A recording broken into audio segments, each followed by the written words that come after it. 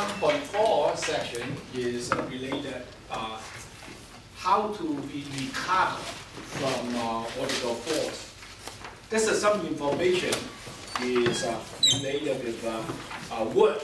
Work is done so that it becomes a potential energy.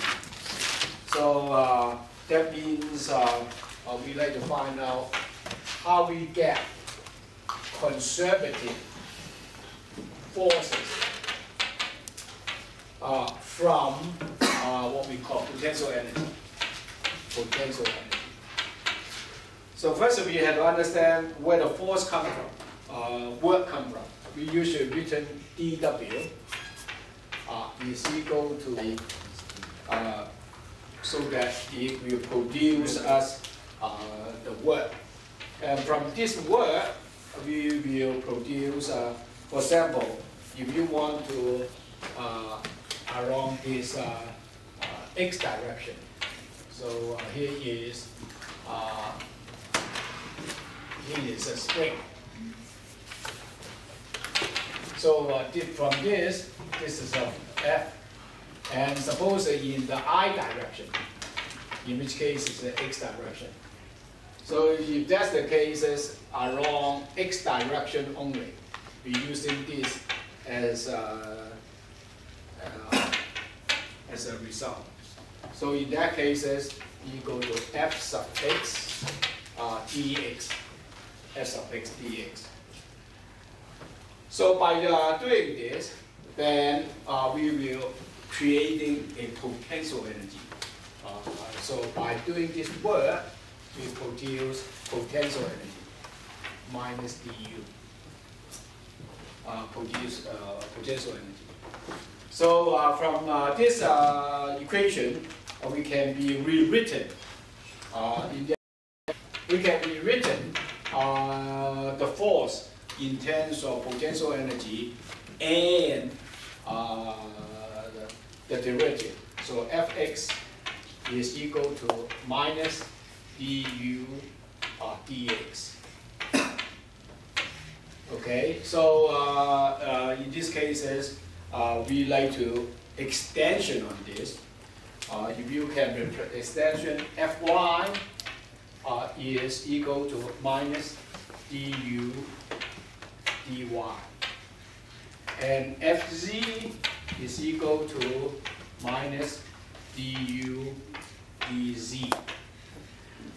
From this, we will understand that if knowing the existing potential energy in terms of x, y, e, we can find out the force acting on such object. So we like to using this knowledge to study regarding about gravitational force. So we like to go to the section 7. We like to go to section 7.6.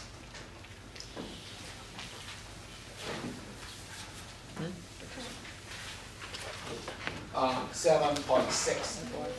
7.6 we're talking about potential energy. Potential energy for. In these cases, we like to study gravitation force is based upon the Earth. So here is Earth. So we draw the Earth smaller, so that we like to generally talking about is not close to the Earth, but is away from the Earth. So in here, we're using this center of Earth as original. And this is an X and Y and then Z as a direction. So that in these cases, we like to say there's an object. There's an object located at A, point A. And it moved to a location in which cases we call point B. So this is the direction you move to. So with the mass in here is m.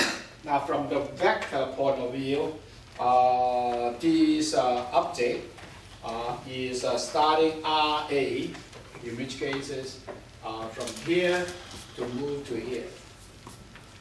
In which cases we like to say this is R sub I and this is R sub F. Move from here to here. So we have F sub G adding on it, and then F sub G gravitational force adding on it. So R sub I, R sub F.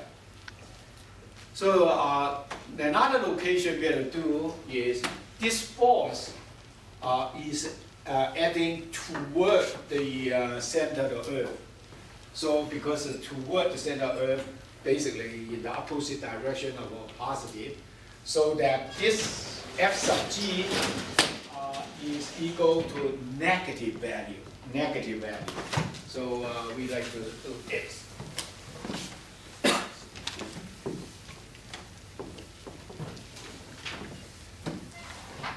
So F sub G is basically is equal to minus.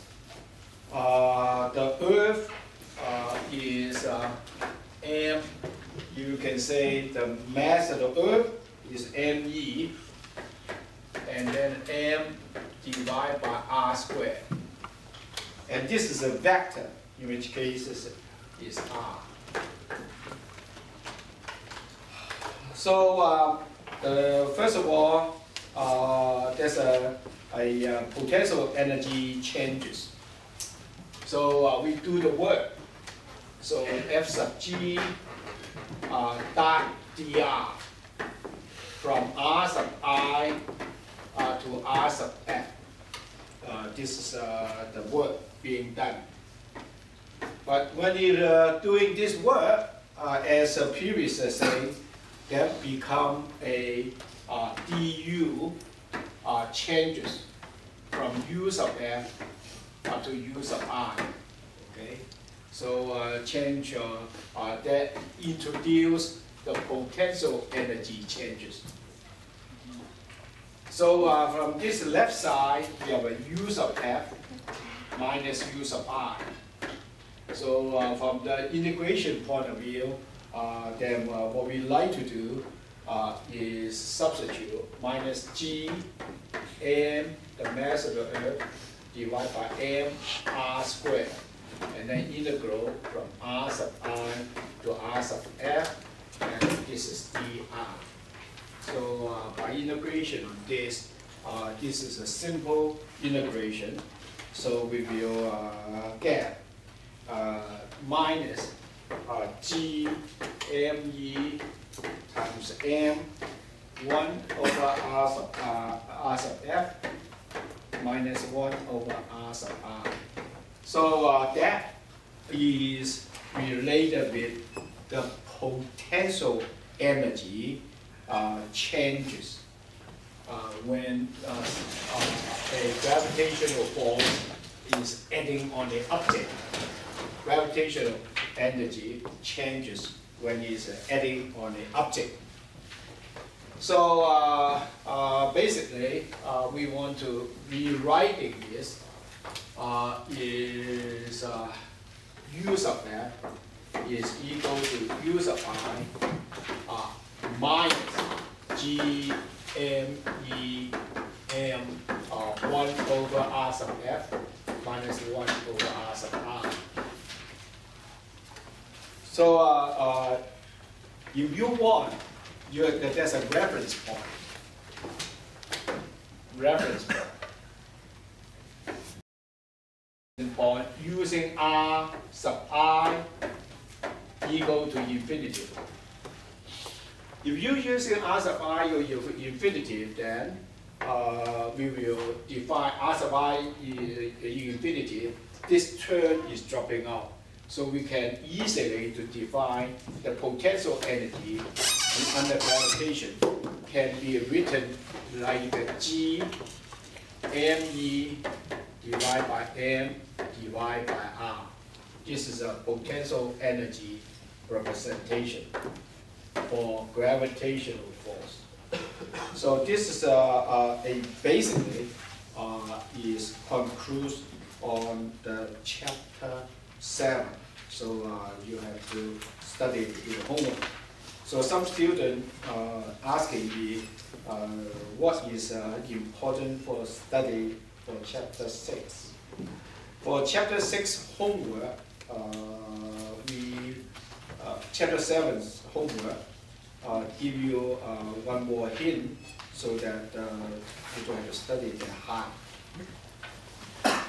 There's one problem I forgot to mention that to you is chapter 7.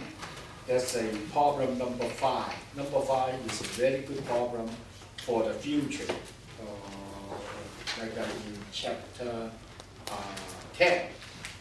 Now for you to study for the exam, the very important one is number 53, number 51, and number 48. Vivian, is that okay? Repeat that, please. Huh? Can you repeat that, please? What's that? Can you repeat that,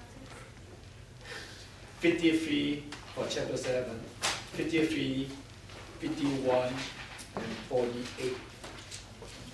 Yeah, is you have to must study this for the exam. And maybe number 5, but number 5 is very easy. As far as for chapter 7 goes, chapter 7, the one you have to study hard on chapter 7. I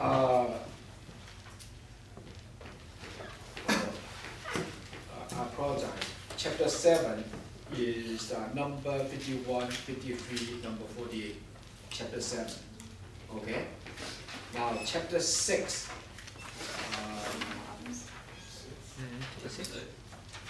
Chapter 6. I really did something wrong the first time. Chapter 6. Chapter 7. Chapter 7. Okay. I'll give you enough hint. Chapter 7. Okay. So now we move on to chapter 8. Chapter 8. Why are you so rushed? Because the lab is coming. Chapter 8 is related to today's lab. Okay, chapter 8 is related to today's lab. Is it example 7.5 or number 5? For chapter 7, the example is important. 7.1 is important, but 7.1 is kind of easy. But, in case I don't have an easy problem to give you to do, then chapter 7.1 is good. 7.3 and 7.4 is 3 examples you must study. 7.2 is too difficult for you to study. Okay, that's for the student in the spring semester or fall semester. I will force them to study. This is item number 1.